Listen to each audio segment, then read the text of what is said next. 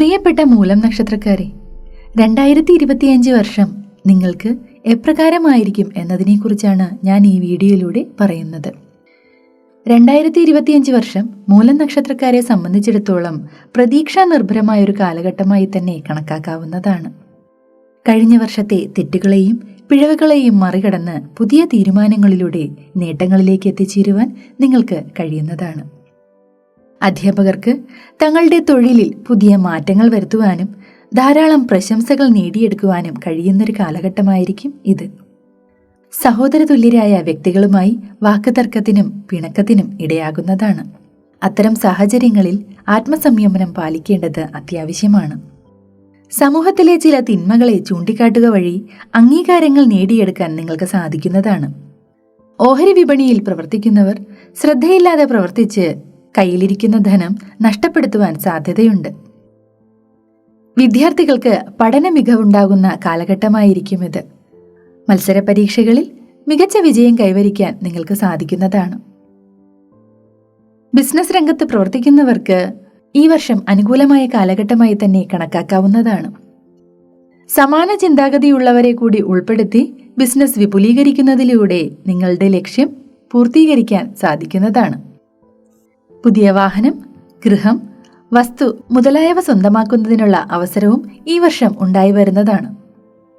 പഴയ സുഹൃത്തുക്കളെ ആകസ്മികമായി കണ്ടുമുട്ടുന്നതിനും സൗഹൃദം പുതുക്കുന്നതിനുമുള്ള അവസരം ഉണ്ടാകുന്നതാണ്. കഴിഞ്ഞ കാലങ്ങളിൽ തുടങ്ങിവെച്ച ചില കാര്യങ്ങൾ മുന്നോട്ട് കൊണ്ടുപോകാൻ സാധിക്കില്ല എന്ന് കരുതിയിരുന്നവ ഈ വർഷം പൂർവാധികം ശക്തിയോടെ പുനരാരംഭിക്കുന്നതിനും വിജയകരമായി പൂർത്തീകരിക്കുന്നതിനും സാധിക്കുന്നതാണ്. നാൽക്കാലികളുടെ ആക്രമണത്തിന് സാധ്യത കാണുന്നതിനാൽ മൃഗങ്ങളുമായി ഇടപഴകുന്നവർ അല്പം ജാഗ്രത പുലർത്തേണ്ടത് അത്യാവശ്യമാണ്. വൈകുന്നേരങ്ങളിലെ വാഹനയാത്രയിൽ അല്പം ജാഗ്രത പുലർത്തേണ്ടതാണ്. ധനം കടം കൊടുക്കുന്നതിനും കടം വാങ്ങുന്നതിനും ഈ വർഷം അത്ര കണ്ട് അനുകൂലമല്ല. ചില അടുത്ത വ്യക്തികൾക്ക് വേണ്ടിയുള്ള ധനപരമായ കാര്യങ്ങൾക്ക് വേണ്ടി ജാമ്യം നിൽക്കുന്നത് വഴി ധനനഷ്ടത്തിന് മാനഹാനിക്കും സാധ്യത കാണുന്നു. ജാഗ്രത പുലർത്തുക. വിദേശത്ത് തൊഴിലിനായോ വിദ്യാഭ്യാസത്തിനായോ പോകാൻ ആഗ്രഹിക്കുന്നവർക്ക് വർഷത്തിന്റെ മധ്യഭാഗത്തോടുകൂടി അതിനുള്ള അവസരം ഉണ്ടായി വരുന്നതാണ്.